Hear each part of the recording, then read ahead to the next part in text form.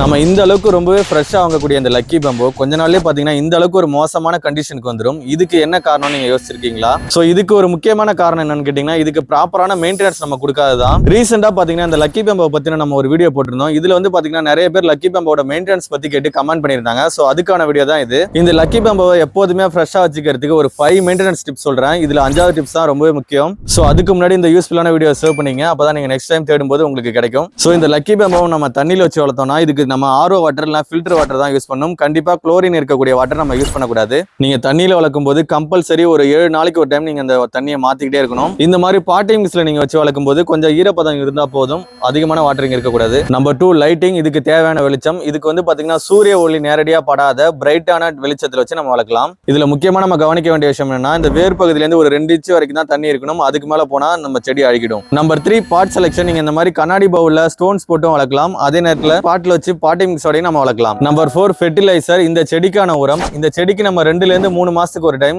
NPK fertilisers கொடுத்தா போதும். Number 5 pruning. இதுல ஒரு ஸ்டெம் அழுகினாலும் நம்ம அதை உடனடியாக இதுல இருந்து ரிமூவ் பண்ணிடணும். அதே நேரத்தில் இந்த மாதிரி பழுத்த இலைகளையும் எடுத்துடணும். அப்படி அந்த அழுகின ஸ்டெம்மை நம்ம எடுக்காம விட்டோம்னா எல்லா செடிக்கும் அந்த அழுகல் நோய் பரவிடும். இந்த லக்கி பேம்போவை நம்ம தண்ணியில வளர்க்கறது பெஸ்ட்டா இல்ல இந்த மாதிரி பாட்டிங் மிக்ஸ்ல வளர்க்கறது பெஸ்ட்டான்னு என்ன கேட்டீங்கன்னா நான் பாட்டிங் மிக்ஸ் தான் சஜஸ்ட் பண்ணுவேன். ஓகே, லக்கி பேம்போ வளர்க்கறதுல ரொம்பவே இன்ட்ரெஸ்டா இருக்கக்கூடிய உங்களோட ஃப்ரெண்டுக்கு இந்த வீடியோ மறக்காம ஷேர் பண்ணுங்க. நெக்ஸ்ட் எந்த செடியை பத்தின வீடியோ உங்களுக்கு வேணுங்கிறத கமெண்ட்ல எனக்கு சொல்லுங்க. அதுக்கான வீடியோவை நான் கண்டிப்பா போடுறேன்.